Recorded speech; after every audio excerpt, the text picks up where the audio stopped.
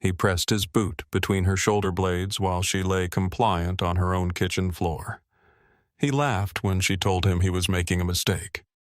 He stepped over her scattered legal files on his way to tear apart her living room, and he did all of it with the absolute, unshakable certainty of a man who has never once been wrong about who deserves to be on the floor and who deserves to be standing over them. He had no idea that the woman he was pressing into the hardwood was the federal judge currently holding every career in his precinct in the palm of her hand. By morning, she would not be filing a complaint. She would be filing charges. Ashford Ridge sat on the elevated western edge of suburban Charlotte, North Carolina, the kind of community where the driveways were hand-laid brick in a herringbone pattern that cost more per square foot than most people's monthly rent, where the lawns were maintained by contracted crews who arrived before 6 in the morning and were packed up and gone before the first resident opened a window, and where the homes themselves did not appear in public real estate listings because the transactions that moved them happened through a different set of channels entirely, the kind that required introductions rather than search engines. The architecture committee met on the second Tuesday of every month and reviewed everything from paint color proposals to the specific variety of ornamental shrubs permitted along front property lines, and the decisions they made were enforced not through any dramatic confrontation, but through a shared understanding among residents that the standard existed and that maintaining it was simply part of what it meant to belong here.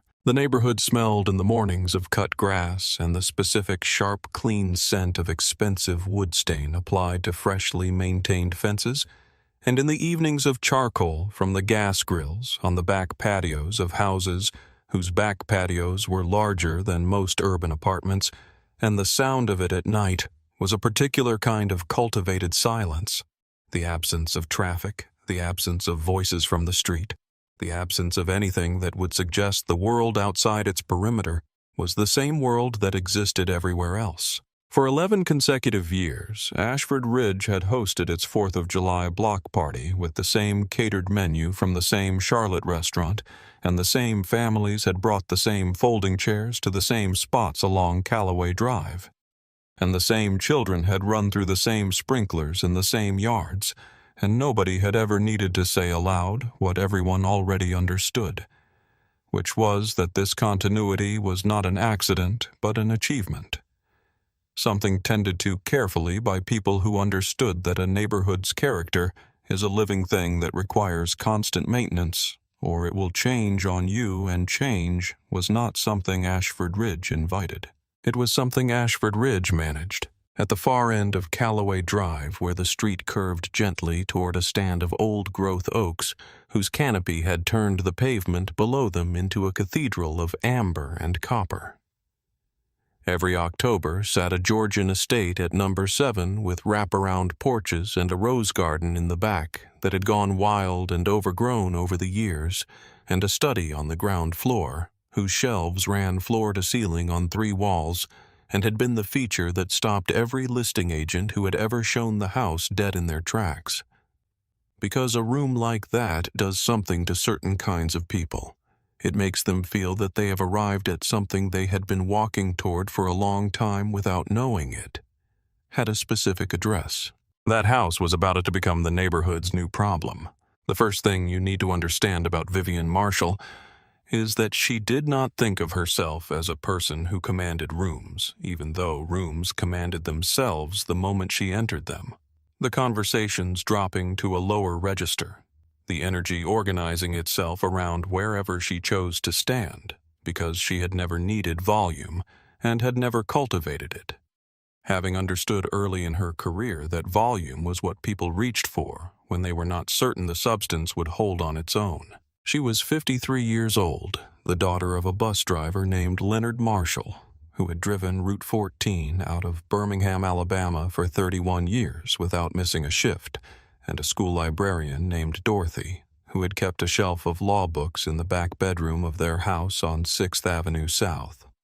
Books the family could not really afford, but that Dorothy had saved for anyway over the course of years, telling Vivian and her brother that a person who understood the law understood the architecture of the world, and that understanding the architecture of the world was the beginning of being able to change it. Vivian had not disappointed either of them. 23 years in federal law, beginning as an assistant U.S. attorney in the Eastern District of North Carolina at 26, then 8 years in civil rights prosecution, during which she had tried 44 cases and built a record that drew attention from people in Washington who were looking for something specific, which was not just competence, but a particular quality of moral clarity, combined with an absolute absence of grandstanding.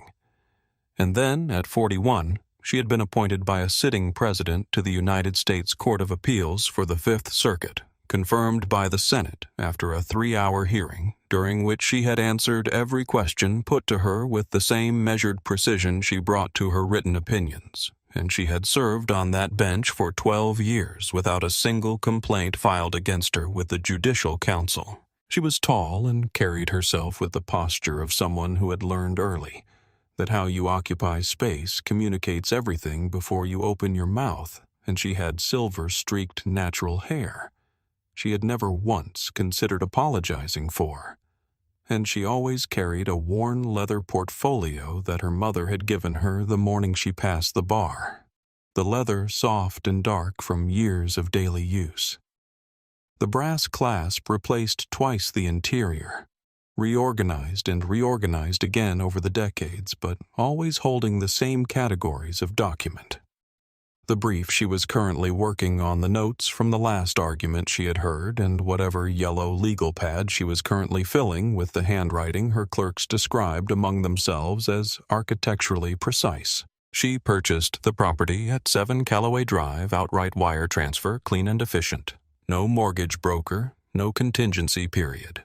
The closing handled by a firm in Charlotte that her chief of staff had used for a decade, and the moving trucks arrived on a Thursday morning in late September, when the oak trees along the property's perimeter were beginning to turn copper at their edges in the particular way that September oaks do in the Carolina Piedmont, which is quietly, and then all at once. She had chosen the house because of the study, specifically because of the shelves which ran floor to ceiling on 3 walls and had been built by the original owners in 1987 from a single walnut tree that had come down in a storm on the property.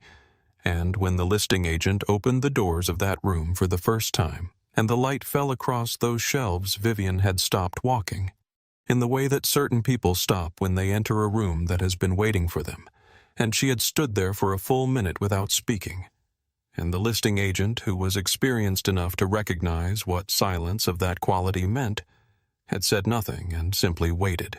The rose garden in the back was overgrown and a little wild, which she liked immediately because it was honest, because it had not been maintained for the appearance of things, but had simply grown the way it grew. Her government-issued SUV with federal DOJ plates dropped her home on evenings when court ran long and on alternate weekends.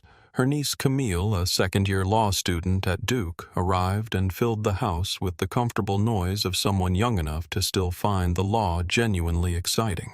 As Vivian stood at the kitchen island one October evening working through a particularly knotted qualified immunity argument that had refused to resolve since Tuesday, she thought briefly of a man named Gerald Braddock. He was 39 years old. He had sat in her courtroom 2 years ago as a plaintiff in a civil action, a man who had served 14 months in a Mecklenburg County facility on a narcotics charge that had been quietly dropped after the arresting officer's pattern of fabricated warrants came to light. She had been required to rule against him on procedural grounds, the statute of limitations having expired on the primary claim, and she had done so correctly, and she had hated every second of it. Gerald Braddock had gone home that day with nothing except the knowledge that the law had been both the instrument of his injury and the reason his remedy was unavailable. She thought of him now and then in the quiet of this kitchen, when the briefs were about police accountability and the arguments were about the gap between what the law promises and what it delivers. She set down the glass and picked up the brief again. There was always more work to do.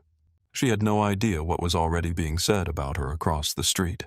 Wallace Greer had been the president of the Ashford Ridge Homeowners Association for 16 uninterrupted years. And he wore that title the way certain men wear military rank as evidence of standing, as a daily reminder to themselves and everyone around them that they are the person who decides how things work, and he had never found a reason to question whether that was a healthy way to organize a life, because the results had always confirmed his approach. He was 61 years old, a retired bank executive who had spent 30 years working his way through the institutional hierarchy of a regional bank with the patience and precision of a man who understood that advancement was not a matter of brilliance, but of positioning, of being in the right room when the right decisions were made. And he had arrived at Ashford Ridge at 45, as a reward to himself for a career he considered exceptional, and had moved into the HOA presidency within 2 years, simply by running unopposed, because nobody else wanted the administrative burden, and he had held it ever since by being the person who knew every rule better than anyone else and who applied them with a consistency that he described to himself as fairness, and that others experienced as control. He was not cruel in any obvious way. He did not shout or make scenes or say things that could be quoted back to him unfavorably, because he had understood long ago that direct confrontation was a tool for people who lacked subtler instruments, and he had spent decades developing subtler instruments. The pointed observation at committee meetings that reframed the discussion without appearing to the vote arranged in advance through individual conversations, so that the outcome of any meeting was settled before anyone sat down the carefully worded community email that expressed concern without making accusations that suggested vigilance, without naming a target that left no fingerprints, because it never touched anything directly. His philosophy, the one he had stated aloud so many times over the years, that it had become the organizing principle of everything he did. In Ashford Ridge was this: a neighborhood's value is a function of its standards, and his job was to maintain both. He said it to his wife Margaret over dinner one evening in early October without any particular prompt, in the tone of a man confirming something he had recently reaffirmed to himself. And Margaret nodded without looking up from her plate, because she had heard this sentence so many times over the years that it had lost its shape and become simply the ambient sound of being married to Wallace. His physical habit, the one that people who knew him well had learned to read as a sign that he was thinking through a problem and approaching a decision, was reaching for whatever he was drinking and setting it down again, with a particular deliberateness. A small claiming of control over something in the immediate physical world at the moment he was asserting control over something larger. He first saw Vivienne on a Thursday in late September. The moving trucks in the driveway of number 7, the DOJ-plated SUV arriving that evening and dropping her at the curb with a leather portfolio under her arm. The suited driver remaining in the vehicle, the porch light coming on as she walked up the brick path, and Wallace watched all of it from behind his plantation shutters, with the particular quality of attention he brought to things that did not conform to his existing understanding of how Ashford Ridge worked. The following Saturday, he saw her niece Camille in the driveway with a friend, both of them shooting baskets with a portable hoop they had set up near the garage, laughing at something one of them had said, the laughter carrying across the street in the warm October morning. And Wallace's mind moved through channels worn smooth by decades of unchallenged assumption and arrived at conclusions that had nothing to do with what he was actually seeing. And he picked up the crystal whiskey glass from the windowsill. It was orange juice at this hour, but the glass was the good crystal, the heavy kind, and he set it down again slowly with that particular deliberateness, and he had made a decision. He started the neighborhood text chain that Thursday. The language careful and neutral and coded in the way that language can be coded when the person writing it knows exactly what they mean and trusts that the people reading it will know too. Has anyone else noticed the increased activity at the new property on Callaway? Just making sure we are all paying attention. That is what a community is for. The responses came within minutes, cautious agreement from neighbors who had learned that agreeing with Wallace was generally easier than not agreeing with him. He filed the first HOA complaint within a week, citing hedges 3 inches above the permitted height, and a check arrived from a Charlotte law firm's billing address 3 days later, signed by a paralegal. No personal note, no acknowledgement of any kind. Just the payment and nothing else. And the second complaint cited a noise ordinance. Classical music audible from the back porch at 8:15 on a weekday evening. Music that Wallace had needed to walk around to the side gate of his own property to hear, and that check came the same way. And the third complaint cited a Saturday gathering, 6 people seated on the porch eating dinner and talking, filed as an unauthorized community event, and that payment came within the week too. She never called. She never wrote. She never appeared at his door or acknowledged the complaints in any direct way. She gave Wallace Greer absolutely nothing to engage with, and that total unbothered silence infuriated him in a way he could not have cleanly named if anyone had asked him to try, because the machinery he had spent 16 years perfecting required friction to function, required the other person to push back so that he could demonstrate that the rules were the rules, and that he was the person who enforced them, and Vivian Marshall was simply paying the fines and going about her life as though he did not exist. He stood at his window one Tuesday evening, watching the DOJ SUV pull away, watching the single warm light come on in the study at the far end of the ground floor of number 7, and the frustration that had been building in him settled into something harder and more deliberate. Something that felt to him in the way that certain feelings arrange themselves into justifications without our permission, like civic responsibility. He picked up the crystal glass. He set it down. He had made a decision. He drove 2 towns over on a Wednesday afternoon, taking back roads rather than the interstate, because back roads felt more private, even though they were not more private. And he paid cash for a prepaid phone at a gas station off Route 49. A transaction he had planned carefully enough that he had stopped at an ATM the day before specifically, so he would not need to use his card. What he had not planned for, and what would cost him everything, was that he parked his registered Buick Enclave directly in front of the store's exterior security camera, a wide-angle lens mounted above the entrance that captured the full parking area in high definition and uploaded continuously to a cloud server, and he did not notice the camera because he was too focused on feeling careful on the sensation of carefulness that comes from having taken several deliberate steps. Steps which create an impression of thoroughness, even when they leave the most obvious gap completely unaddressed. He made the call from the far end of his garage with the door shut, the space dim and smelling of motor oil and the particular staleness of a room that is used for storage rather than cars. And he had rehearsed it enough that when the narcotics tip line operator answered, he delivered it with the breathless, specific conviction of a man who had witnessed something genuinely terrifying, which is a very particular vocal quality, the quality of someone who wants to be believed. And Wallace had practiced it until he could produce it on demand.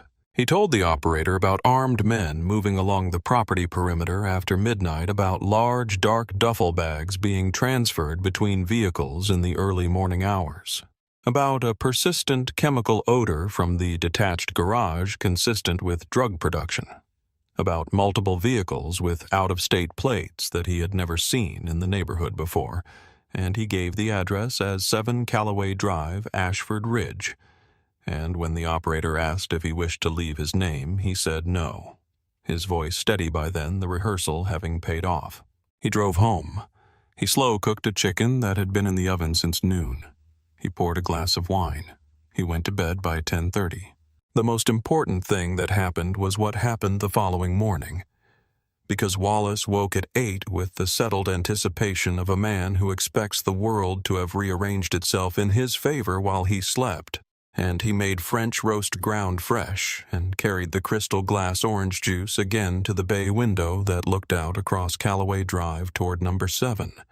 And he stood there in his robe feeling something that he understood as vindication, but that had another name entirely, which was the relief of a man who has convinced himself that what he has done is not what he has done. He had already drafted in his mind the HOA communication he would send after the address was cleared, careful and neutral as always, expressing the community's gratitude for the vigilance that had kept Ashford Ridge safe.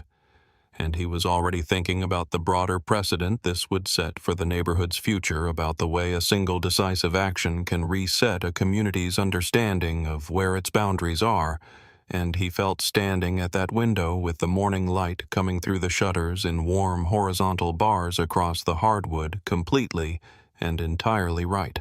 A neighborhood's value is a function of its standards. He had maintained both. He picked up his phone and opened the neighborhood text chain and began drafting a second message. Something about ongoing concerns. Something about the community's obligation to one another. And he was midway through the second sentence when he stopped and decided it was better to wait until there was something concrete to report, until he could write from a position of confirmed rather than anticipated outcome. And he set the phone face down on the window ledge and picked up his glass and watched 7 Callaway Drive in the quiet October morning, certain of what the day would bring. What the day brought was not what he expected.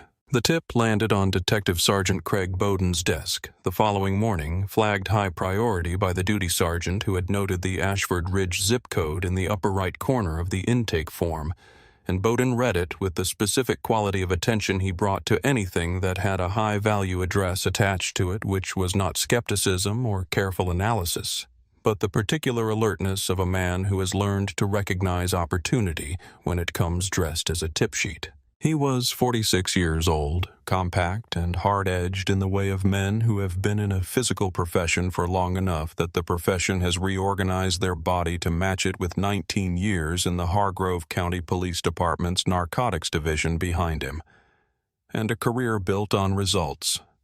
Not the kind of results that survive close examination necessarily, but the kind that look good on quarterly reports. The arrest numbers, the seizure totals, the media-ready press releases that his division chief had come to expect from him with the reliable frequency of a man who has figured out how to produce them and has not questioned the cost of that production. His physical habit, the one his team had learned to recognize as a sign that he was thinking through logistics and approaching a commitment, was to reach for the silver money clip he kept in his front vest pocket. A heavy rectangular clip he used to hold warrant paperwork together during entries when he needed both hands free, and he would tap it rhythmically against whatever surface was nearest his desk. A table, the edge of a folder, a slow, deliberate tapping that was not nervous but calculating the physical externalization of a mind, working through the steps of a plan it has already decided to execute. He tapped it now, reading the tip sheet, already seeing the press release in his mind, already feeling the specific satisfaction of a narcotics sergeant who has just been handed a high-profile address on a silver platter. His philosophy was one he had stated aloud at enough briefings over the years that it had become something his team accepted as doctrine, rather than as the specific and dangerous belief that it actually was, and he stated it now to Officer Danny Kowalski, who had asked whether they should drive by the property first before applying for a warrant. Bowden looked at Kowalski with the expression of a man who is mildly exasperated by a question that should not need to be asked. In narcotics, you do not wait for permission. You go find the story and you build the case around what you know is true. An anonymous tip with this level of detail in a zip code like this means somebody finally got brave enough to tell us what everyone on that block already knows. We move. Kowalski did not ask again. What Bowden did not do in the hours that followed forms a list that is short and damning in its simplicity, because each item on it represents a step that any competent investigator would take before applying for a warrant. And each item would have taken him less time than it takes to drink a cup of coffee, and any single one of them would have ended this story before it became a story. He did not run the vehicle plates registered to 7 Callaway Drive, which would have returned Department of Justice registrations inside 4 seconds, and told him everything he needed to know about who lived at that address.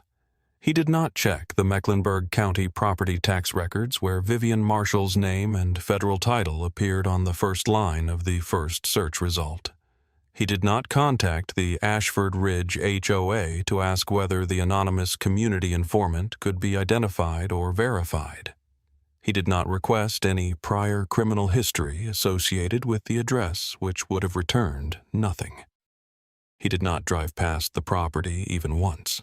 He called a circuit judge he had used before a man who had signed Bowden's warrant applications enough times to have developed a comfortable working assumption that if Bowden was asking, the predicate existed, and he constructed an affidavit using almost verbatim language from the tip sheet, attributing the information to a community informant with direct observational knowledge of the premises, and he fast-tracked the no-knock warrant on the basis of what he described as credible intelligence indicating the likely presence of narcotics, firearms, and ongoing drug production activity. He tapped the money clip on the completed affidavit when it was done. Once, satisfied.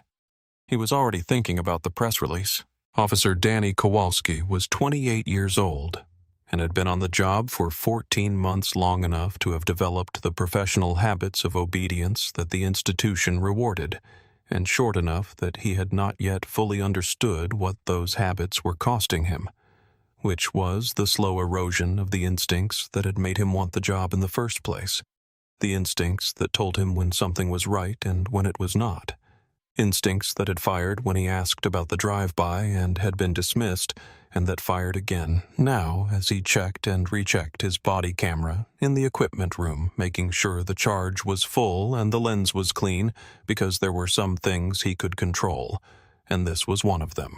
Officer Renee Sutton was 33 and had 8 years in quiet and competent and long past the phase of her career when she expected the orders she received to always make complete sense, having learned somewhere around year 4 that the institution did not reward that kind of questioning, and having adjusted accordingly, not because she was without conscience, but because she had decided that staying in the job and doing it well when she could was better than leaving it to people who would do it worse. Neither of them at the evening briefing, when Bowden pointed to the aerial photograph of 7 Callaway Drive on the wall screen and traced the entry points with a laser pointer, asked the name of the person who lived at that address. This was not an oversight. It was a culture. The name was not the point. The address was the point. The quarterly numbers were the point. The press release Bowden had already half composed in his head on the drive back from the courthouse was the point.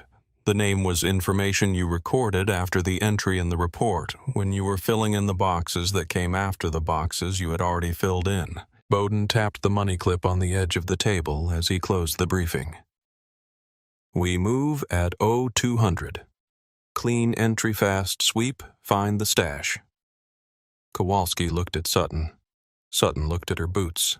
At 11:45 on a Wednesday night in early October, Vivian Marshall was in her study with the desk lamp casting a warm circle across a 38-page federal brief on police accountability and qualified immunity that she was scheduled to hear oral arguments on in 9 hours and 40 minutes, and she had been at it since 10, working through a particular section of the defense counsel's argument that she had not yet found a satisfying answer to, not because the argument was good, but because she wanted to understand exactly how it was bad before she allowed it to be made in her courtroom. The study was a room that told the story of a person without needing any help from the person, the 3 walls of shelves holding the Federal Reporter series going back to 1992. The United States Code. Annotated in its full multi-volume edition. Supreme Court reporters arranged by term state statutes, organized by year. Legal briefs in color-coded binders labeled in handwriting that her clerks called architecturally precise. And none of it was decorative in any sense. All of it was working. All of it used regularly the volumes showing the particular wear of books that are pulled from shelves and returned to shelves so often that their spines become soft at the hinge. On the wall behind the desk framed photographs and certificates. Vivian in her full judicial robes at her investiture ceremony standing beside a U.S. senator, both of them smiling with the particular formality of people who smile because the moment requires it. The same composed expression shaking hands with the U.S. Attorney General in a photograph taken the previous spring, the DOJ Civil Rights Prosecution Excellence Award twice, her Harvard Law diploma magna cum laude, a group portrait of the full Fifth Circuit bench in robes. On the corner of the desk on a small velvet display stand, a hand-carved wooden gavel, worn smooth at the handle, from 12 years of daily use. The head slightly darkened where hands had gripped it, engraved in clean gold lettering. The Honorable Judge Vivian Marshall, U.S. Court of Appeals, Fifth Circuit.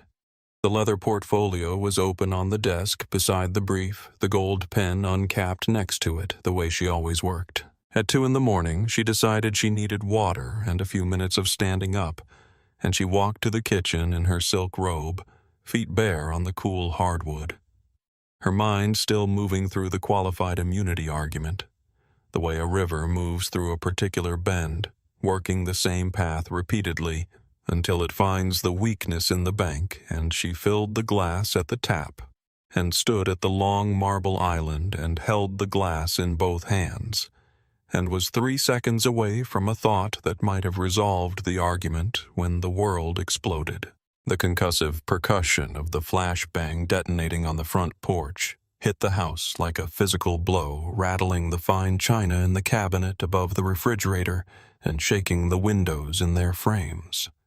And a fraction of a second later, the heavy mahogany front door was blown completely off its hinges and crashed into the marble foyer with the sound of a car accident in an enclosed space, sending glass from the sidelights skittering and spinning across the tile in every direction. And then the voices came layered and simultaneous and pitched at the volume and register specifically designed to overwhelm the senses before the mind can organize a response.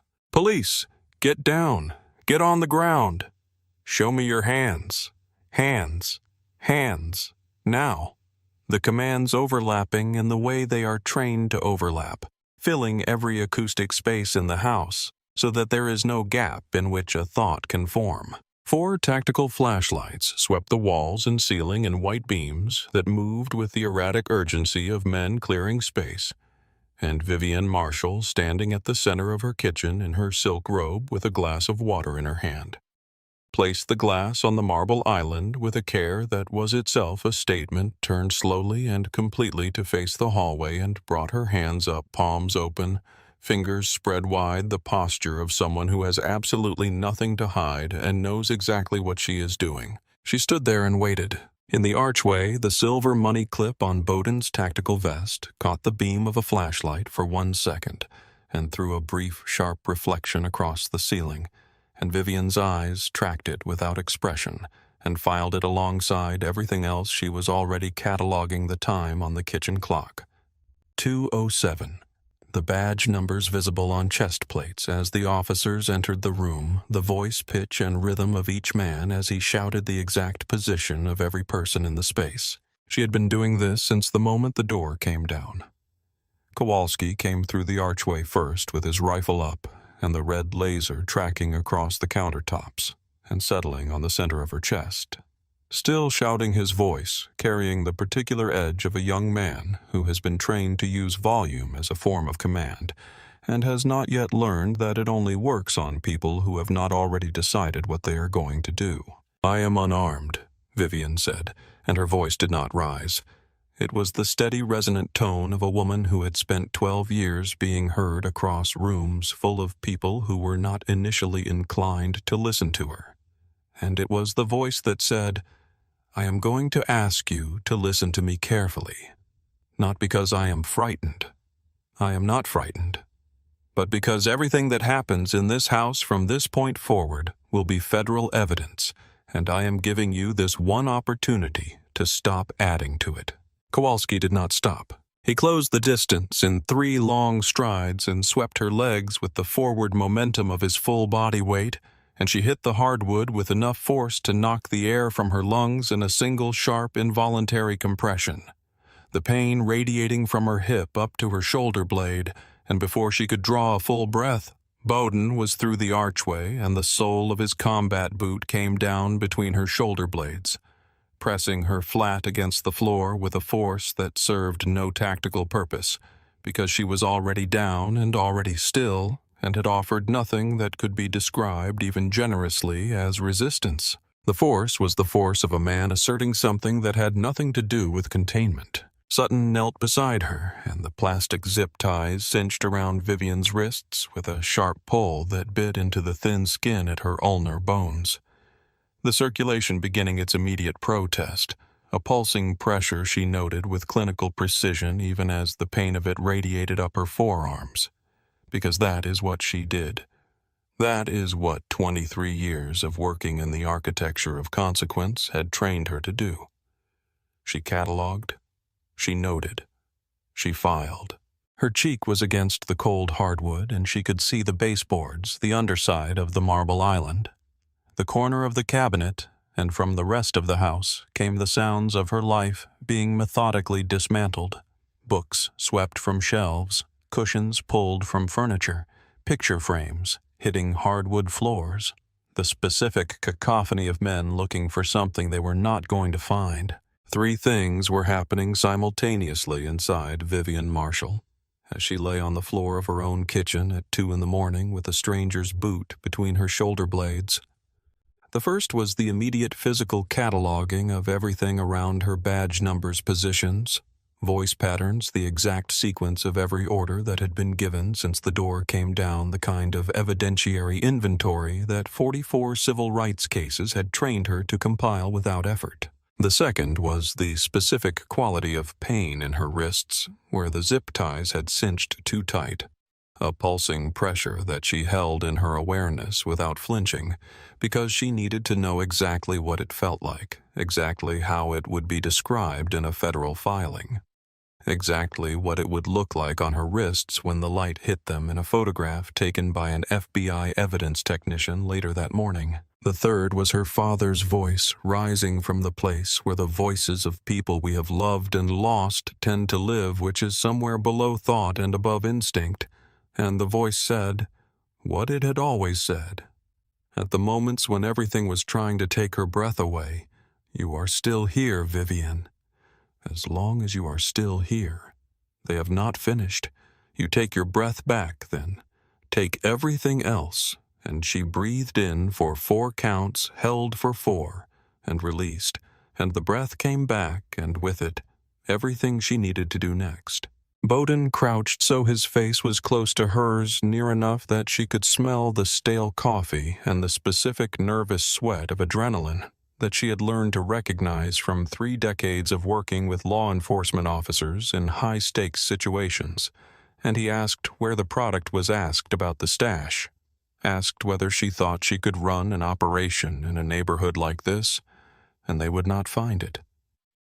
His voice carrying the particular swagger of a man who is performing for an audience even when there is no audience, and she turned her head and looked up at him from the floor. Her expression was not afraid. It was not angry. It was the expression of a woman performing a thorough and unhurried inventory of a man who had no idea what he had just walked into. And the quality of that expression, the absolute absence from it of anything he had expected to find there, was the thing that Bowden would remember later with a specific kind of dread, because it told him something his conscious mind was not yet ready to process. "I am going to ask you to listen to me carefully," she said, her voice precise and completely unhurried. "Not because I am frightened, I am not frightened, but because everything that happens in this house from this point forward will be federal evidence, and I have been memorizing your badge numbers and your voice patterns and the exact sequence of every order given in this house since the moment your door came down, and I am building the federal case against you right now on this floor, and I am giving you this one opportunity to stop adding to it." Bowden let out a short laugh and looked back at Kowalski and said something dismissive, and then he turned away and told them to tear the rest of the house apart, and as he turned, his hand went to his vest pocket by habit, and the silver money clip was there, and he tapped it once against his ribs as he walked toward the hallway. The habit operating below the level of his attention, and Vivian's eyes tracked the motion, and she filed it alongside everything else she had already filed. Bowden walked away thinking he had already won. He had never been more wrong about anything in his life. Officer Renee Sutton pushed open the double mahogany doors at the end of the hallway with the confidence of someone who has done this enough times to know what she expects to find, which was some version of the same thing she always found. The paraphernalia of a criminal enterprise, scales and vacuum sealers and stacked currency. The smell that is both chemical and organic at once in a way that you learn to identify, and that becomes after enough entries almost familiar.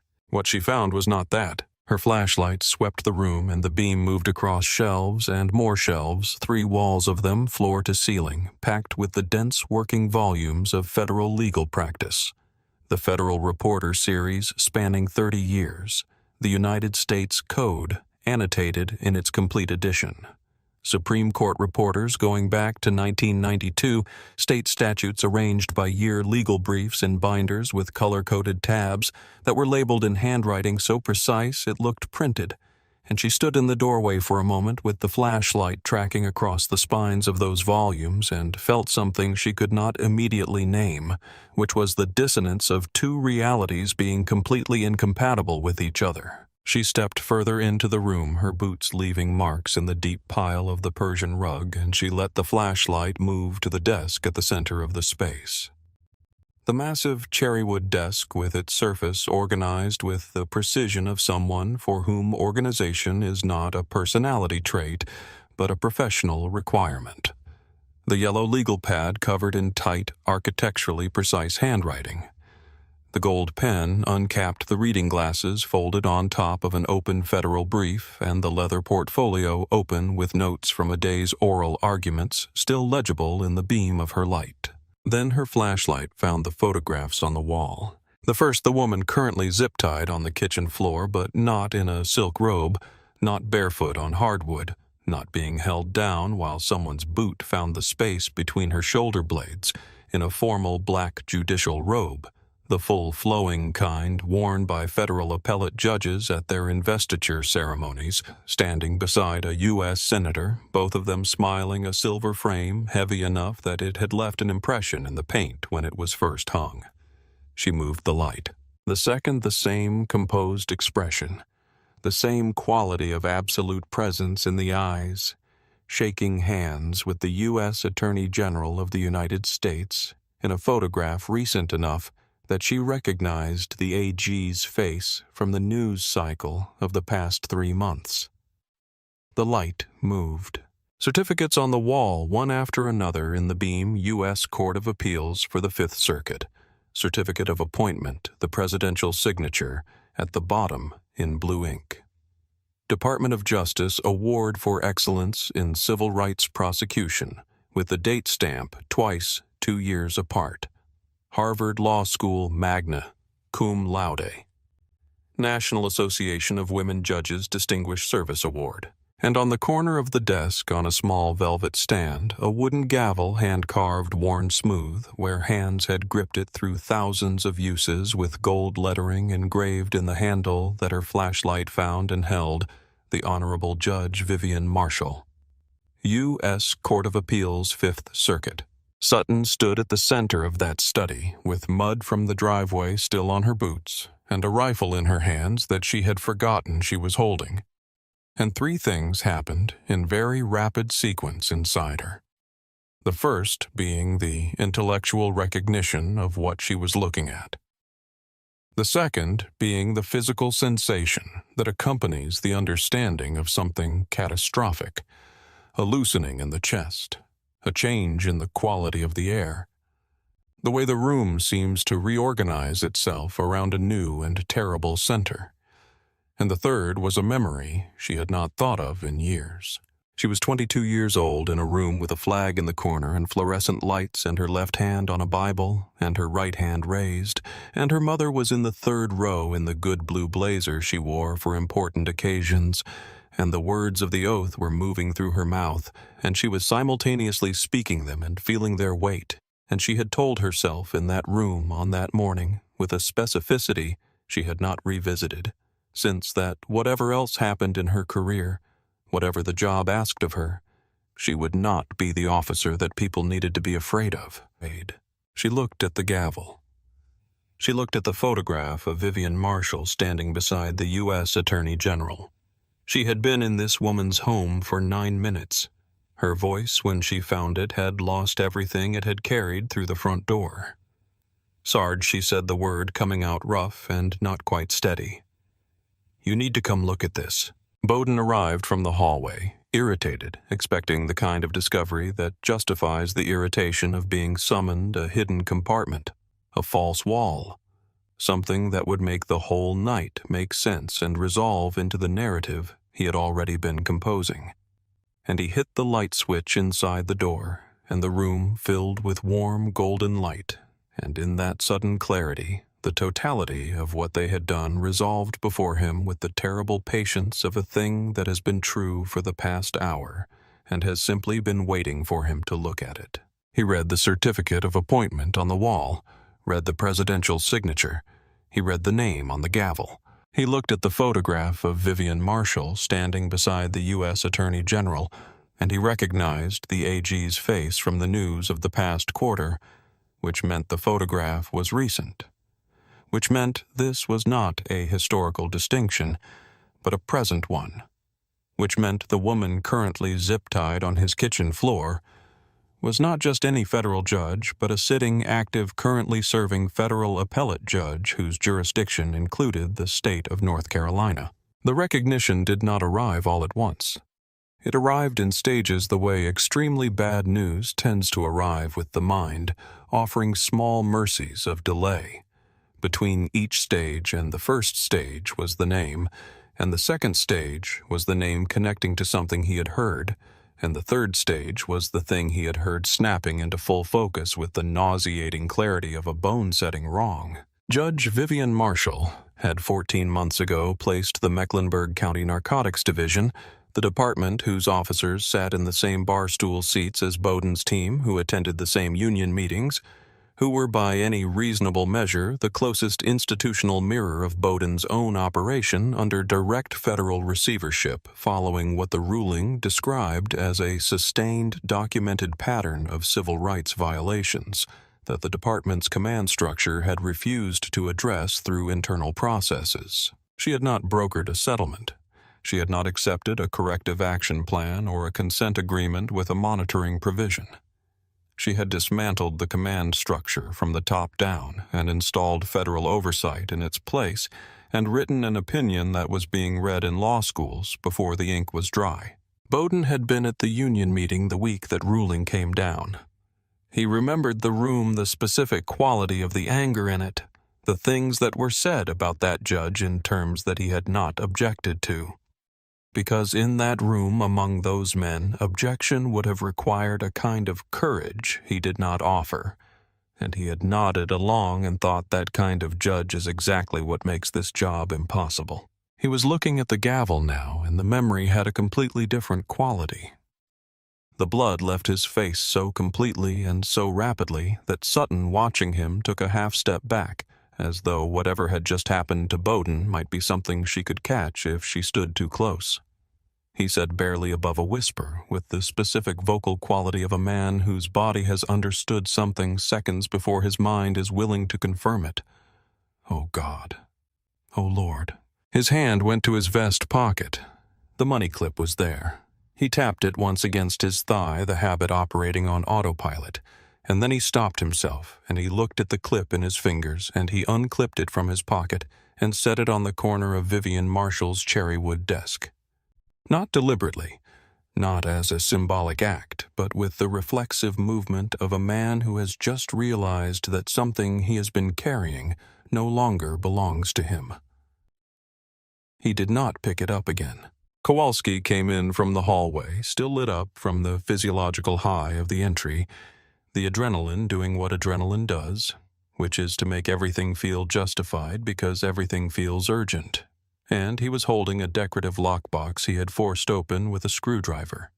The kind of lockbox that sits on a bedroom shelf and holds small sentimental things rather than criminal evidence. And he reported that he had found jewelry and a passport, no cash, and suggested that the product might be in the detached garage, and his face was still carrying the satisfied expression of a man who is certain he is in the right place doing the right thing. Bowden looked at him and said very quietly to put the lockbox back. Put it back exactly where he found it, and not to touch one more thing in this house. Kowalski blinked. He looked around. The study looked at Sutton's face, which told him something was very wrong, and then at Bowden's face, which told him something was catastrophically wrong, and the grin on his face began what Sutton would later describe in her written account to the FBI as a slow evacuation. The expression draining from his features, the way color drains from a face when the blood has somewhere more urgent to go. Bowden pointed to the name on the gavel and told him to read it. Kowalski read it one word at a time. Then he looked at the photographs. Then he looked at the certificates. The lockbox he was holding slipped from his fingers and hit the Persian rug with a muffled thud that in the silence of the study felt entirely too loud. "She is a federal judge," he said. "Not a federal judge," Bowden said, his voice hollow in a way that Kowalski had never heard from him before. "The federal judge. The one who signed the expanded oversight mandate for our narcotics division 8 months ago. The one who has the statutory power to place this entire precinct under federal receivership if we give her a reason to. The one whose name every law enforcement officer in this state knows the way you know the name of something you should be afraid of." Kowalski stared at the wall for a long moment. "So the woman in the kitchen is—" Yes.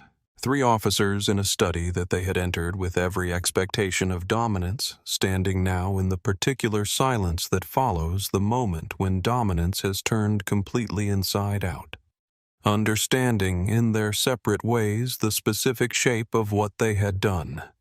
And then they walked back down the hallway in single file with their weapons at the floor, and the squared aggressive posture of men executing an authorized operation entirely collapsed, replaced by the slow weighted movement of people walking towards something they desperately did not want to reach. Vivienne was still on the kitchen floor. She had not moved, not because she could not move, but because she had chosen to remain exactly where they had put her until someone came back to face the consequences of having put her there.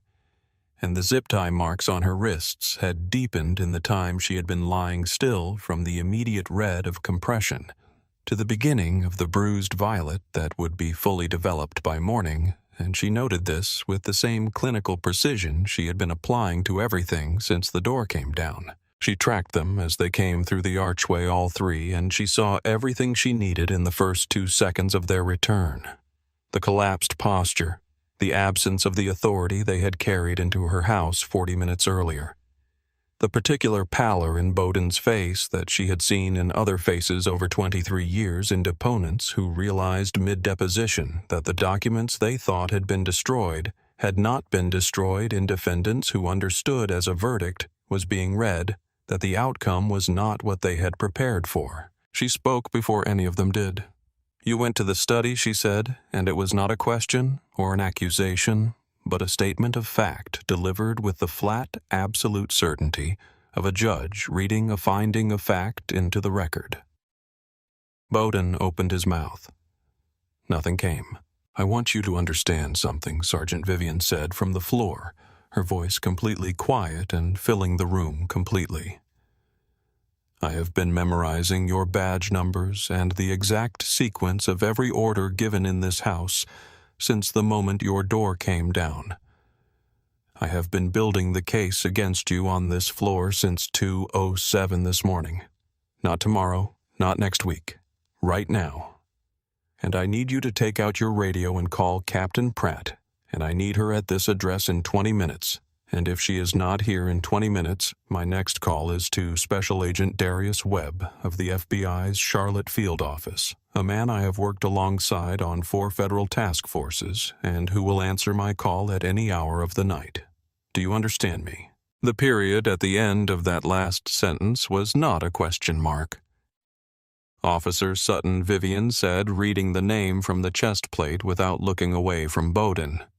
"Take these off of me, right now." Sutton reached for her trauma shears and dropped them, picked them up, knelt beside Vivian, and cut the zip tie with 3 attempts because her hands were not entirely steady and the plastic fell away, and the relief of circulation returning was immediate and sharp, and Vivian placed both palms flat on the hardwood of her own kitchen floor and pushed herself up without assistance, without hurry, with a deliberateness that said everything it needed to say about who she was and who they were, and she stood to her full height and smoothed the front of her silk robe with both hands and took one breath. Then she looked at Bowden directly for the first time, while standing, and her voice dropped to the register she reserved for attorneys who had wasted the court's time on arguments they knew were frivolous. "You pressed your boot between my shoulder blades," she said while I was on this floor.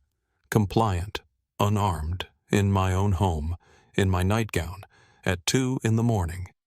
You did it because you looked at me and saw exactly what an anonymous phone call told you to see, and you never once questioned it because questioning it would have required you to consider the possibility that the woman on that floor might be someone whose name you should have known before you destroyed her front door." She paused. "I am going to tell you what happens next." She gave him the instruction about Captain Pratt and the 20-minute window. Bowden's hand moved toward his radio slowly, like it belonged to someone else, and as it passed his vest pocket, it found the empty space where the money clip had been, and he registered the absence with a flicker of something across his face that was not quite surprise, and then he picked up the radio and made the call. Across the street behind the plantation shutters of his front study window, Wallace Greer watched the flashing lights bouncing off the manicured lawns of Callaway Drive and felt a slow, warm satisfaction move through him. The satisfaction of a man who has set something in motion and is waiting for it to arrive where he sent it, and he went to bed before the lights went out. He did not know where they were going. Captain Linda Pratt arrived in 19 minutes, which was 3 fewer than she had been given, and which communicated something about the quality of her anxiety without her needing to say anything directly. Her uniform half on and her collar skewed from a drive that had been equal parts speed and rising dread. And she was 54 years old and had survived 24 years in the department through a combination of genuine political skill and a carefully cultivated ability to maintain plausible distance from anything. She could not survive being associated with, and she walked into 7 Callaway Drive absorbing the scene with the rapid damage assessment of someone who has spent a long career learning to evaluate wreckage quickly. The shattered mahogany door in the foyer, the broken glass on the tile, the books pulled from shelves visible through the open study doors, and Judge Vivian Marshall, seated at the marble island in her silk robe, writing on a yellow legal pad with a gold fountain pen, reading glasses on not looking up when Pratt entered. Pratt opened her mouth.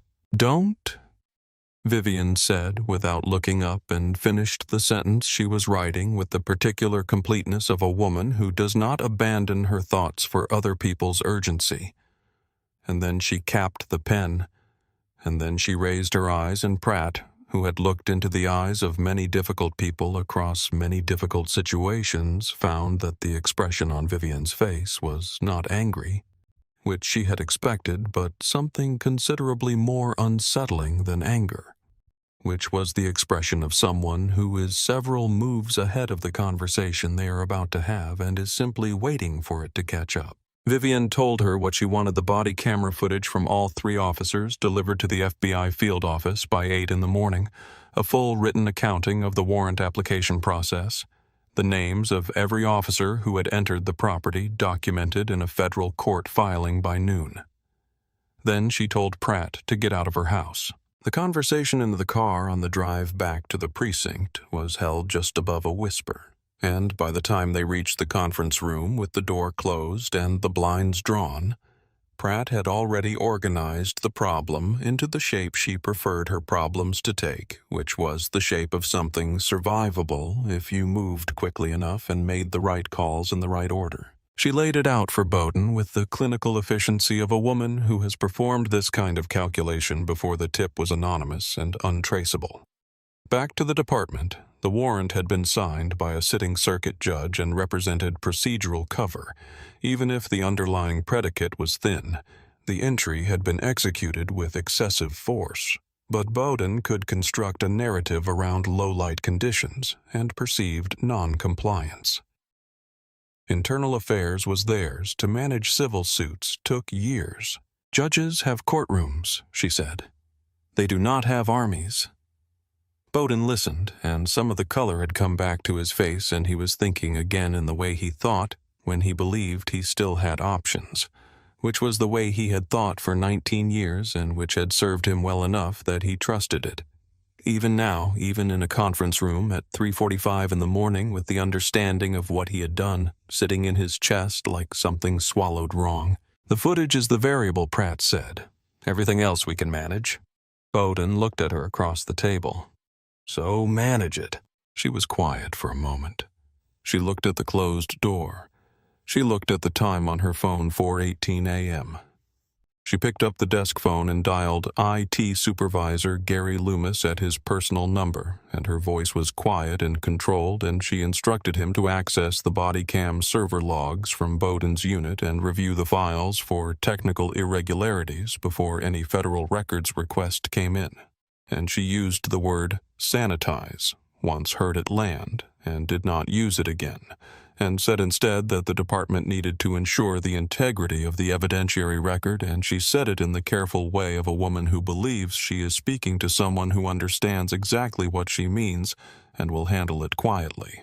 Gary Loomis sat at his desk in the IT office with the call log open on his screen and his notepad on the desk in front of him.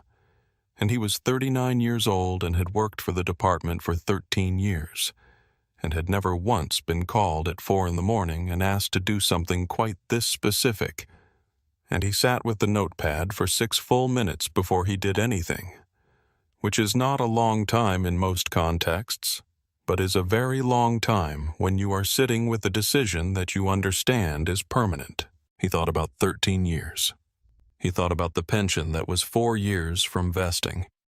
He thought about the fact that the woman whose footage he was being asked to review was a federal judge, a fact he had confirmed by typing her name into the county property records website in the 40 seconds between hanging up and opening his notepad, a search that took considerably less time than it had taken Sergeant Bowden to decide not to run. He thought about what sanitize means and what it means that Pratt had said it and then tried to unsay it, and what it means that she had called him at 4 in the morning to say it, and what it says about what a person believes about you when they make that call, which is that they believe you are the kind of person who will do what they are asking, and he sat with that for the last minute of his 6 minutes.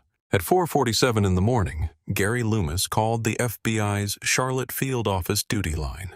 He asked to be connected to Special Agent Darius Webb. He read from his notepad word for word, including the time of Captain Pratt's call, her exact phrasing, and the specific instruction she had given regarding the server logs. He stayed on the line for 11 minutes. He did not delete anything. He did not touch the server. He made a second entry in the notepad documenting the FBI call, and closed the notepad and set it on the corner of his desk where it would be easy to find. And then he sat back in his chair in the quiet of the IT office and waited for morning, which was already close. The last patrol vehicle pulled away from 7 Callaway Drive at 3:38 in the morning, and Vivian watched the taillights disappear around the bend in the oak-lined street from the frame of what had been her front doorway and was now a dark rectangle of October air, the mahogany lying in the foyer where it had fallen, the glass from the side lights still scattered across the tile because nobody had offered to clean it up, and she had not asked them to. She went inside. She stepped carefully over the remains of her door. She walked to the kitchen, and she did not sit at the island.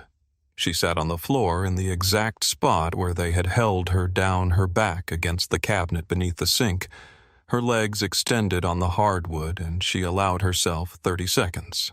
This was a bargain she had made with herself years ago during a trial in Houston that had required her to hear testimony that no person should be asked to hear without breaking testimony that had lasted 4 days and that she had presided over with the absolute composure that the law required of her.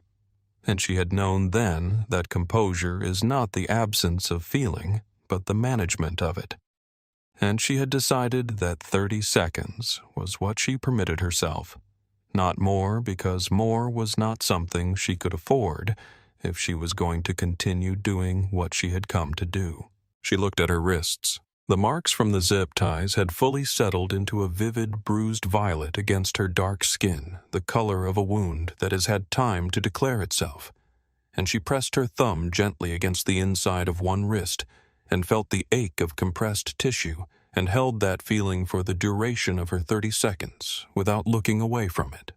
Because looking away would have been the beginning of lying to herself about what had happened. And she had spent 23 years building a career on the refusal to lie to herself about what had happened. She was 53 years old. She had graduated Harvard Law in the top 4% of her class and argued before the 11th Circuit at 29, and been appointed to the federal bench at 41 by a sitting president and confirmed by the United States Senate, and had served 12 years without a single complaint filed against her with the Judicial Council. She had been awarded the Department of Justice Civil Rights Prosecution Excellence Honor twice on 2 separate occasions for 2 separate bodies of work. She had presided over 44 civil rights cases, and had spent 23 years of her life in the architecture of consequence, learning it, applying it, insisting on it in rooms where insistence was the only instrument available. And she had been zip-tied on the hardwood floor of her own kitchen by a man who had nudged her ribs with the toe of his boot and called it policing, who had pressed his weight between her shoulder blades as an act of assertion rather than necessity, who had looked at her and seen exactly what an anonymous phone call from a man across the street had prepared him to see, and who had never once, in the hours between reading that tip and blowing her door off its hinges, asked the name of the person he was going to find on the other side. She thought of Gerald Braddock, 39 years old, 14 months in a facility for a charge that had been quietly dropped. She had ruled against him on procedural grounds and had hated every second of it. He had gone home that day with nothing. She thought, he is always going to be the reason I go to work. She breathed in for 4 counts, held, released. Her father's voice. You are still here, Vivian. As long as you are still here, they have not finished you. Take your breath back. Then take everything else. She stood up.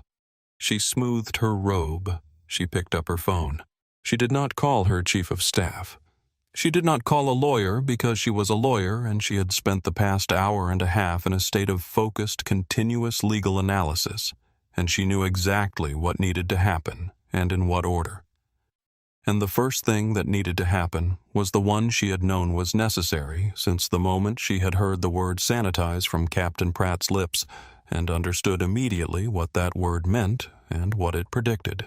Special Agent Darius Webb of the FBI's Charlotte Field Office answered on the second ring, his voice alert despite the hour, because in 7 years of working alongside Vivian Marshall, he had learned that she did not call at 3:51 in the morning about problems that could wait until morning. She told him everything in under 5 minutes.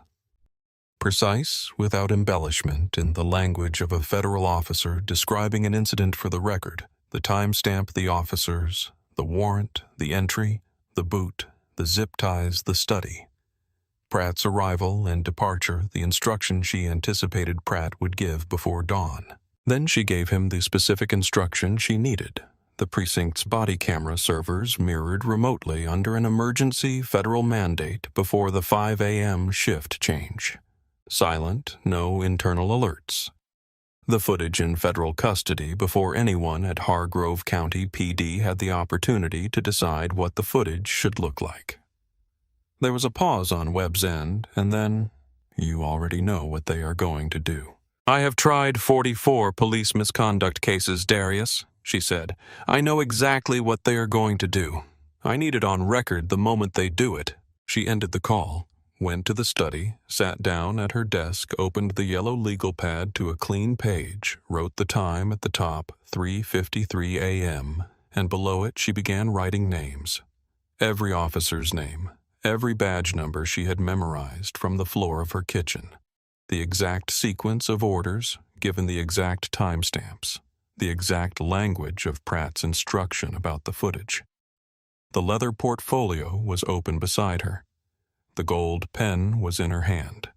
This was how she worked.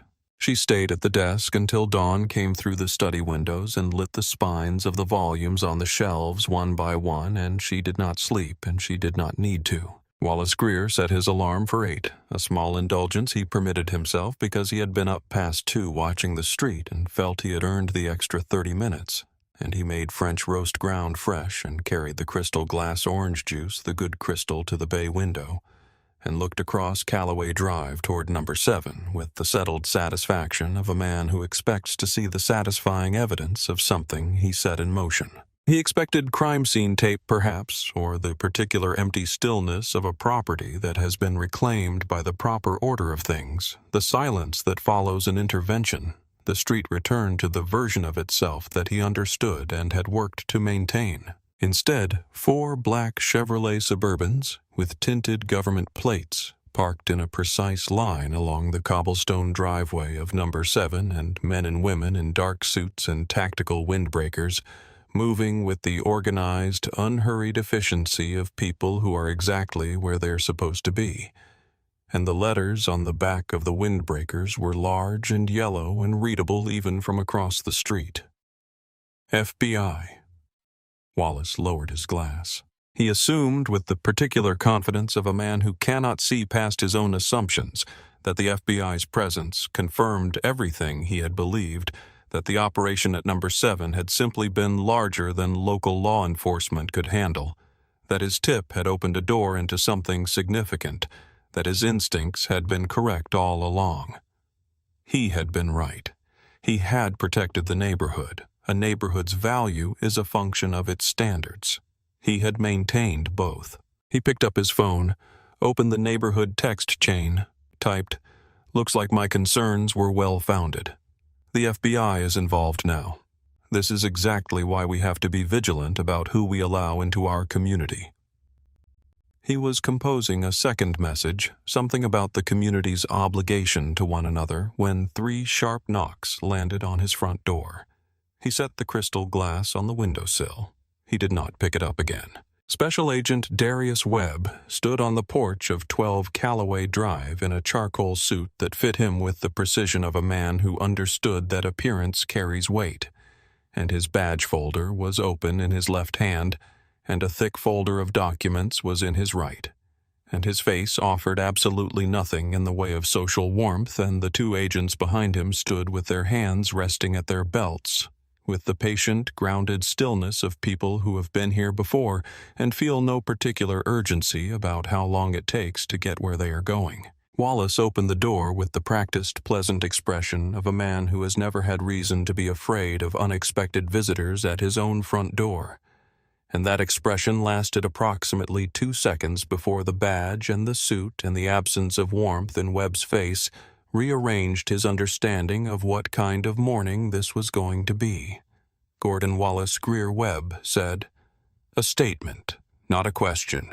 We are not here about the house across the street, Mr. Greer." Webb reached into the folder and produced a small digital recorder and pressed play, and Wallace's own voice filled the quiet October morning of Callaway Drive. The voice he had practiced in his garage until it carried the right note of frightened civic urgency, the fabricated details delivered with the breathless specificity of a man who has seen something genuinely terrifying. Armed men. Black duffel bags moved after midnight. "It smells like a production operation from the garage. You have to send someone. It is a danger to our entire community." The recorder clicked off. When Wallace had purchased the prepaid phone, Webb told him he had paid cash, but he had parked his registered Buick Enclave directly in front of the store's exterior security camera, which recorded in high definition to a cloud server. They had footage of him at the counter with the phone in his hand. They had cell tower data placing that phone at his residential address at the exact time the call was made. Wallace opened his mouth. The syllables that came out were not words. "Do you know who lives at that address?" Mr. Greer Webb waited. Wallace shook his head. "That is the Honorable Judge Vivian Marshall. a sitting federal judge on the United States Court of Appeals for the Fifth Circuit. Because of the fabricated statements you transmitted through a federal communications network, a heavily armed tactical team breached her home at 2 a.m, assaulted her, and detained her in her kitchen. Webb nodded to the 2 agents behind him. Wallace Greer was walked out of his front door in handcuffs in his bathrobe on a beautiful October morning, and the neighbors he had spent 16 years managing and steering and cultivating into a community that reflected his values watched from their driveways and their lawns in a silence that, if you listened to it carefully, contained very little surprise.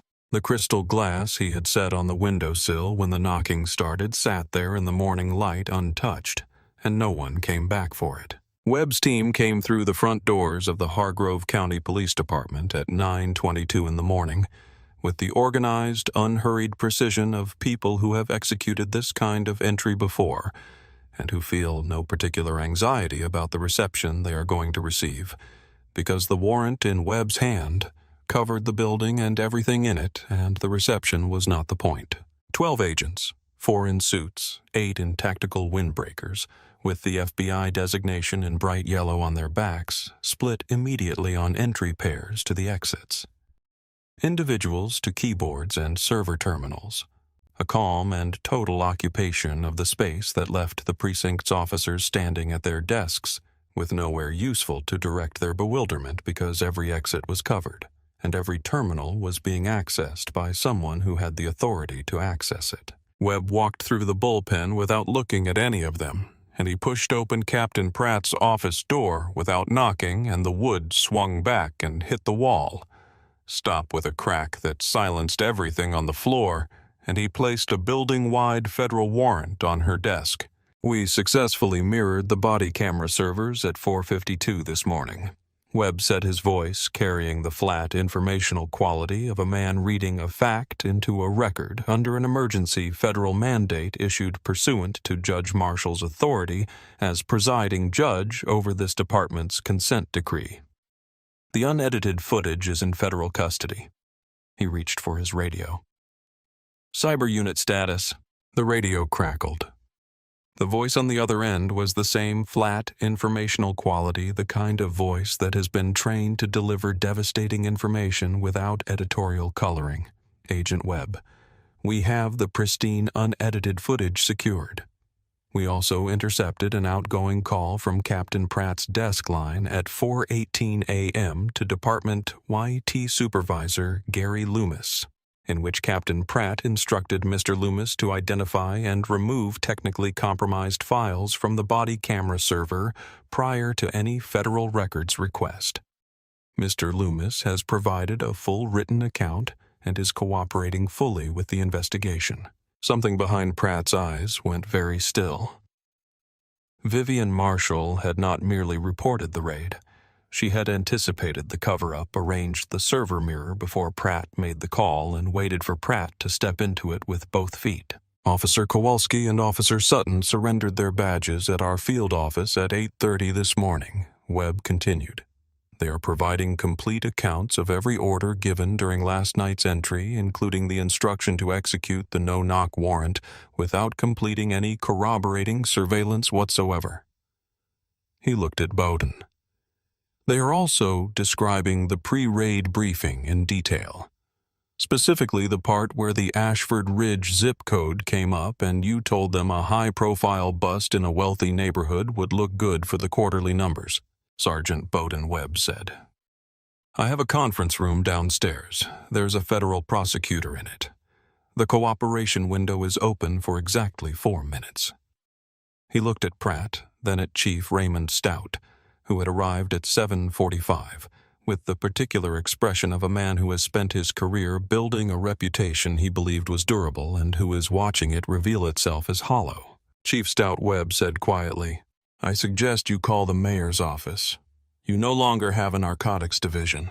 The conference room was beige and fluorescent and smelled of old coffee and the specific staleness of a space that has been used for difficult conversations, often enough that the difficulty has become part of the atmosphere.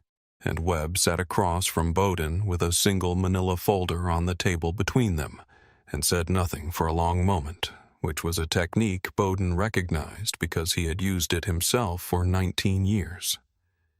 The silence as pressure, the absence of a question as a form of demand, and he recognized it now from the other side of the table with a sour and specific familiarity. Bowden's opening move was calculated in the way that the moves of a man who has not yet fully accepted his situation tend to be calculated. He positioned Pratt as the architect of the division's culture. The institutional pressure to produce numbers had originated in her office.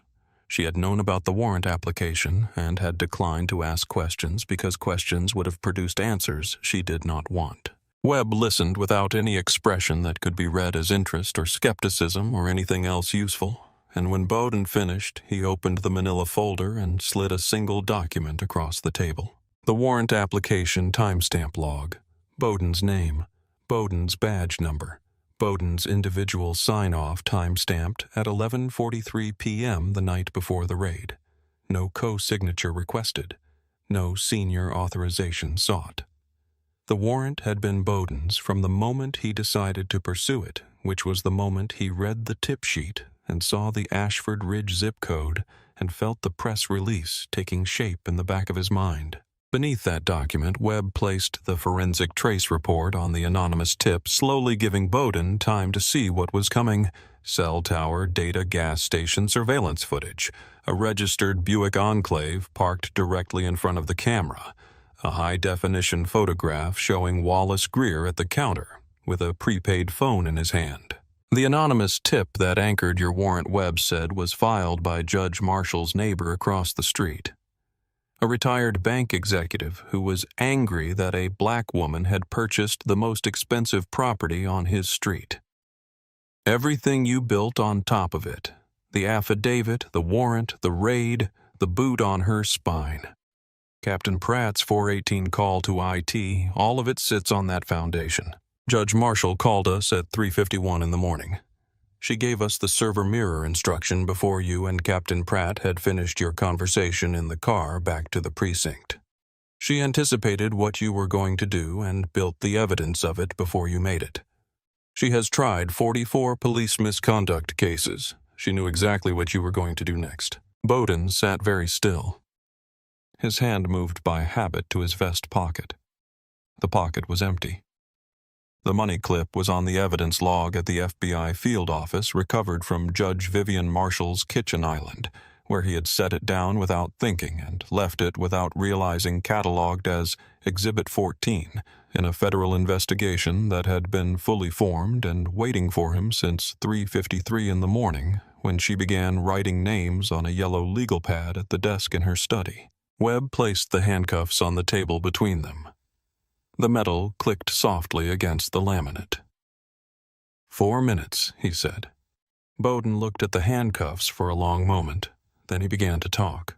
The FBI released the unedited body camera footage on a Thursday afternoon, and it became within 6 hours the most watched video in the country.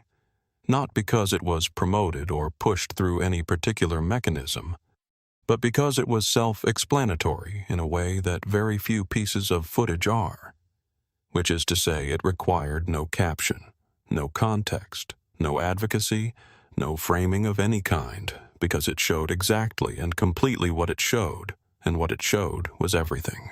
Kowalski's body camera fully charged and meticulously maintained as he always maintained. It captured the entire kitchen sequence in high definition, and the national audience that spent that Thursday afternoon and evening watching it on phones and tablets and television screens witnessed the following, in order without editorial comment, without narration, without any interpretive assistance whatsoever. Vivian Marshall standing at her kitchen island with her hands raised, palms open, fingers spread, unarmed and compliant, and clearly and audibly stating that she was unarmed. Kowalski crossing the kitchen and sweeping her legs without any non-compliance having been offered to justify the action.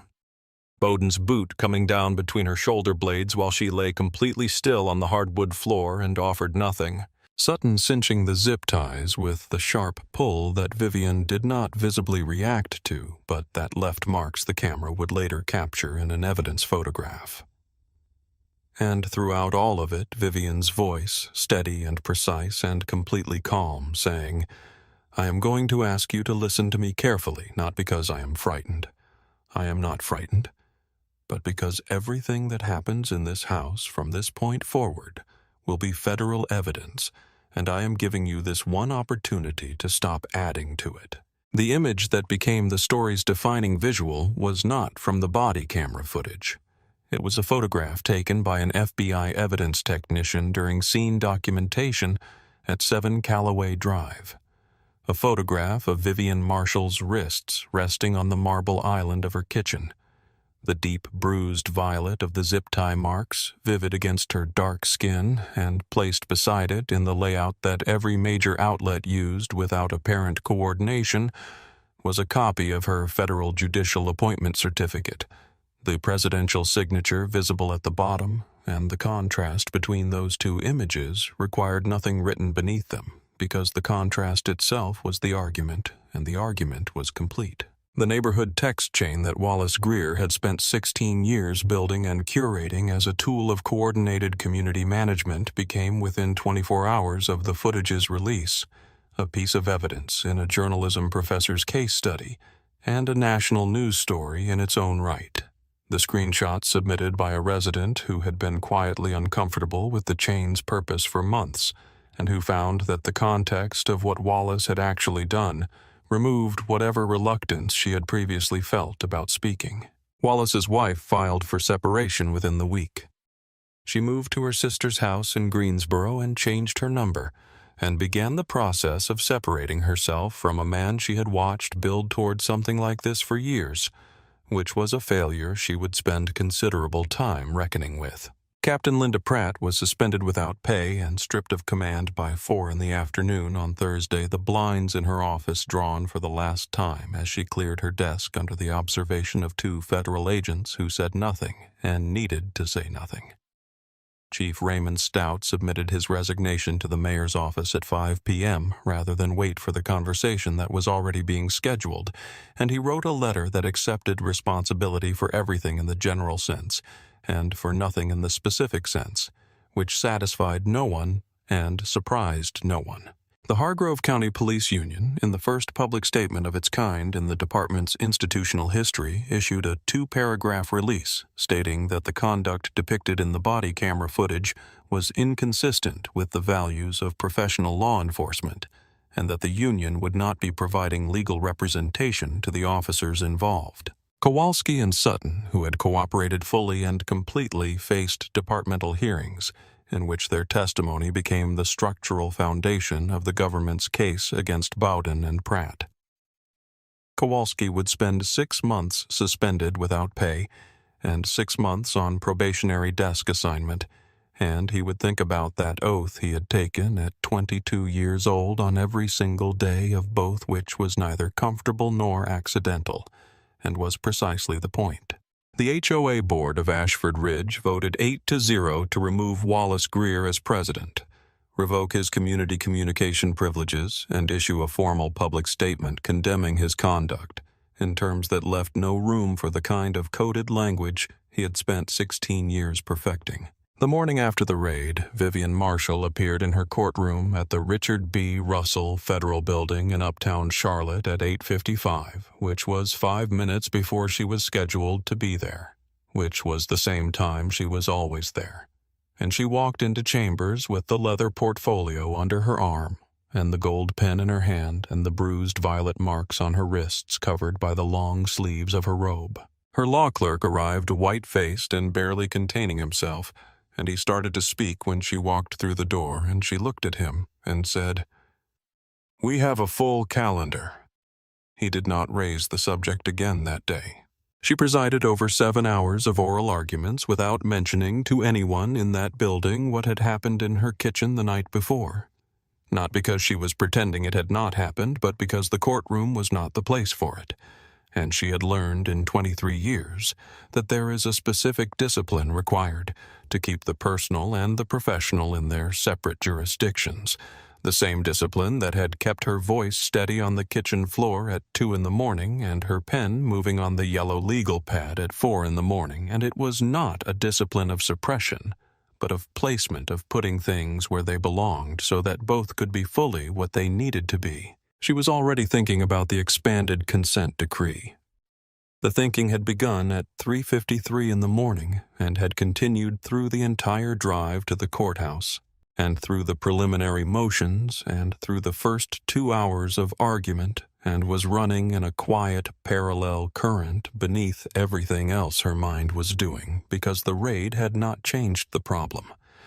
It had simply made the solution more urgent and more specific, and she knew exactly what the provisions would be, and in what order they would be implemented, and what the legal basis for each of them was. She looked out at the courtroom, the attorneys at their tables, the gallery, the flag in the corner, and she thought of Gerald Braddock and the 43 others like him, the people who had sat in buildings like this one waiting for accountability. That did not always arrive on the schedule they needed it, or in the form they deserved. And she thought, I am still here. She picked up her gavel. She called the room to order. The federal courtroom in uptown Charlotte holds none of the warmth of a private study or the familiar comfort of a house at midnight, being instead all marble and mahogany and fluorescent efficiency. And on a Tuesday morning in early April, 7 months after the raid on 7 Callaway Drive, it was very full. The gallery packed shoulder to shoulder, the press section overflowing into the side aisles, and the particular electric stillness had settled over the room that comes when everyone present understands they are witnessing something that will be taught in classrooms. At the defense table in civilian clothes, 3 of the 4 defendants who had been in this case since the beginning. Wallace Greer, in a Navy suit that was slightly too large for the weight he had lost over the intervening months, sitting with his eyes on the table and his hands folded. A man who had spent 16 years as the most powerful person in a very small world, and who had discovered in the past 7 months what it feels like to be powerful in no world at all. Craig Bowden, gray-faced and very still, his vest pocket empty in the way that a thing noticed by its absence is often more present than it was when it was there. And Linda Pratt, whose composure had survived everything, including the arraignment and the discovery phase and 3 pre-trial hearings, and whose hands resting flat on the defense table gave nothing away. Presiding was the Honorable Judge Howard Brennan, 66. Vivian's colleague for 19 years, a man who had started his legal career in the Department of Justice's Civil Rights Division in the early 1980s, and who had spent 4 decades watching every variation of institutional power abused by people who believed they were protected from its consequences, and who had developed over those decades the specific quality of quietness that comes from understanding that the absence of drama does not indicate the absence of gravity, and that the most significant things tend to be said in the lowest register. Vivienne was in the second row of the gallery, not in any official capacity, the case having been prosecuted by the U.S. Attorney's Office, and today she was there as herself in a charcoal linen blazer with the leather portfolio on her lap and her reading glasses folded on top of it, and she had not looked at any of the defendants since taking her seat. She looked at them now. In the third row, 4 people sat without apparent connection to one another. 2 men and 2 women in ordinary weekday clothes.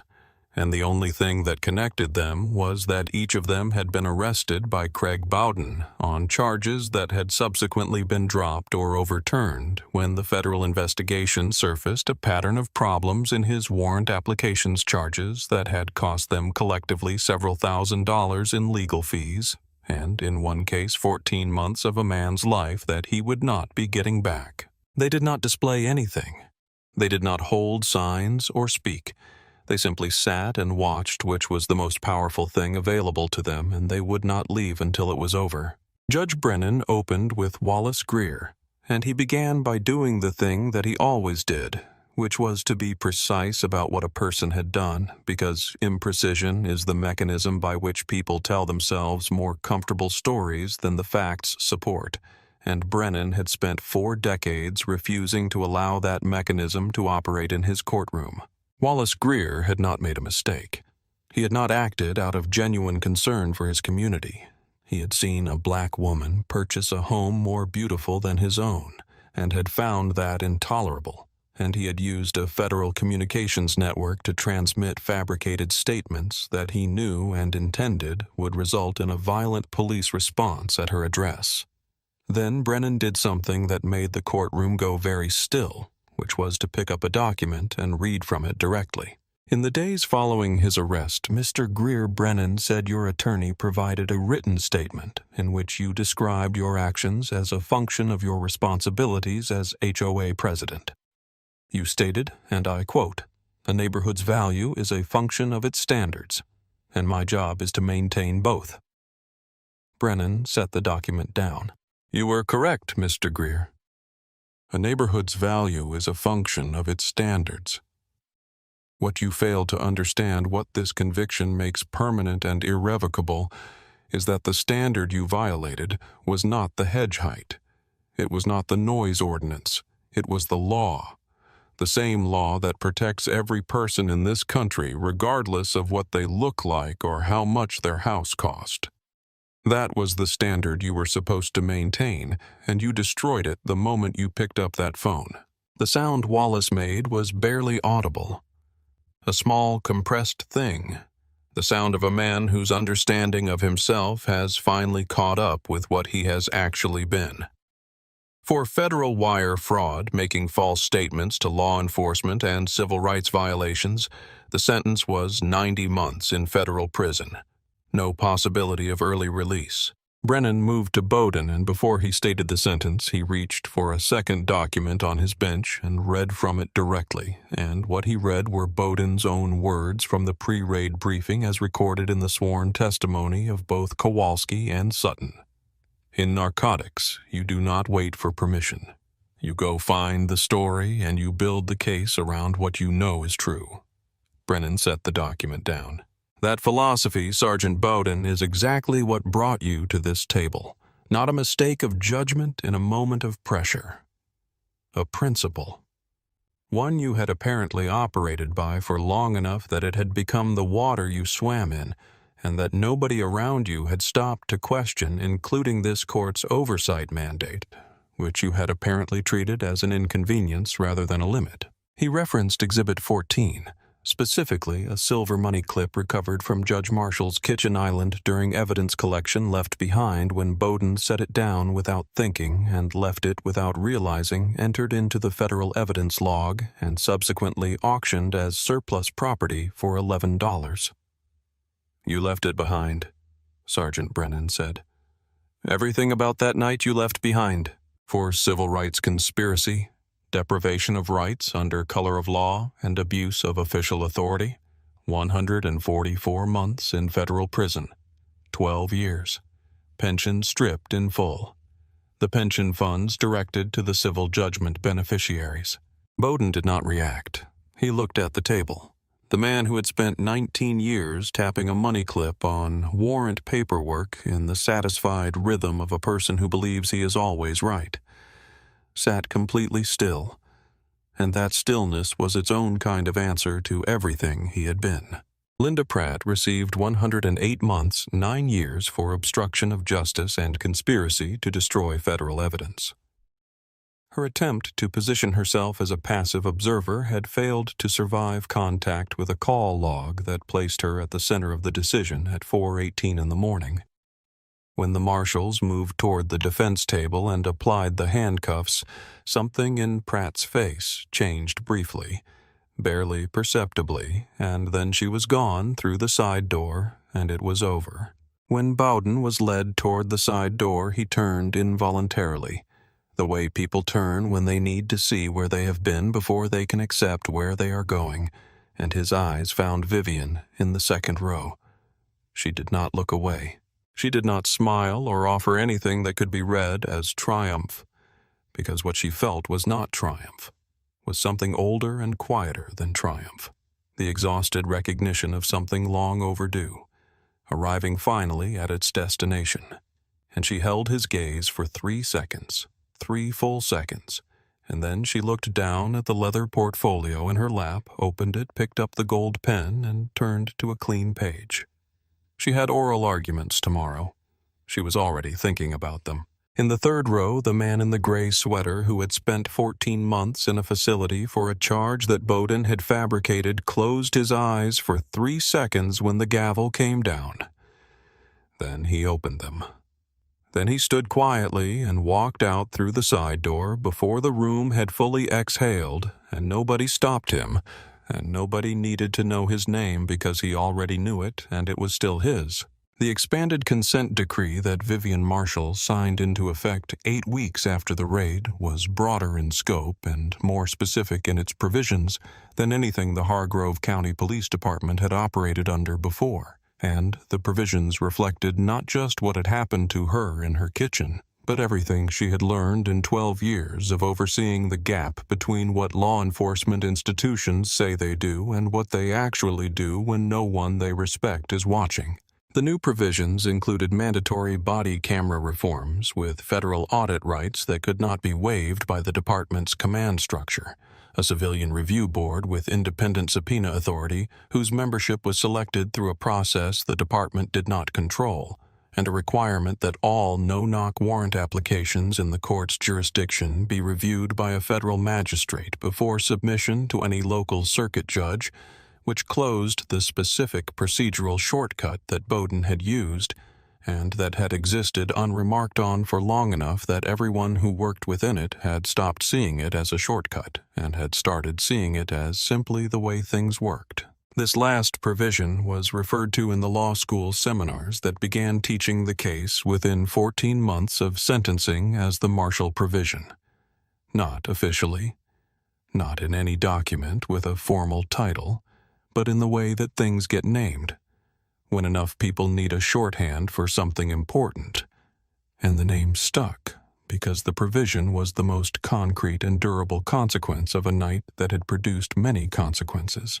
Vivienne was invited to guest lecture at Duke's Law School the following year, and she accepted, and she spoke for 85 minutes without notes, and at the end of it a student asked how she had remained so calm throughout the raid and the months that followed.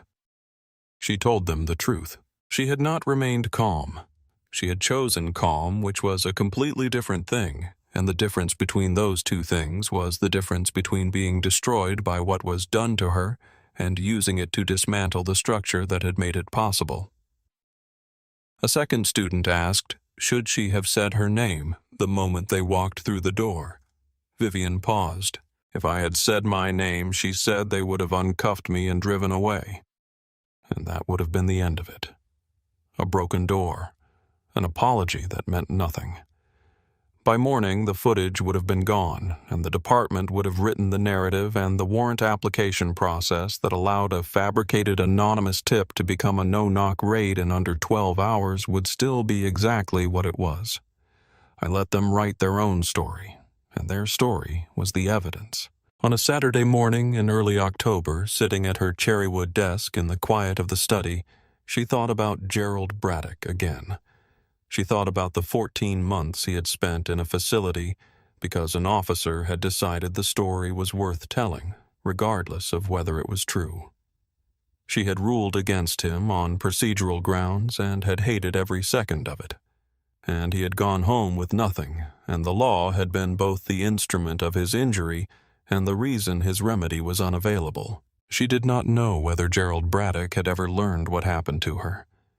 She thought it would not comfort him because his 14 months were still his 14 months and his daughter's childhood was still the portion of it that had passed while he was trying to get back to her, and no sentence handed down in a federal courtroom could return either of those things. This was the part of justice that no sentencing hearing resolved.